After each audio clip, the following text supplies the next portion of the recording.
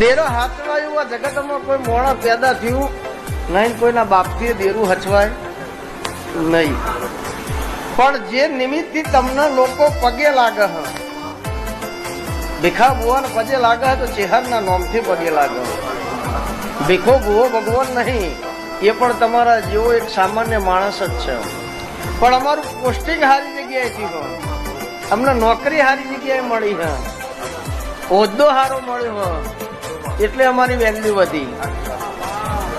નકર તમારામાં અમારામાં કોઈ ફરક નહીં. પણ નેની એટલી બૂન મોટી એટલી માં, જેની ઓશો ક્લિયર હશે સાહેબ, એ જીવશે તો દેરું કોઈ દારૂ એનો જમણો ખભો નહીં મેળવે.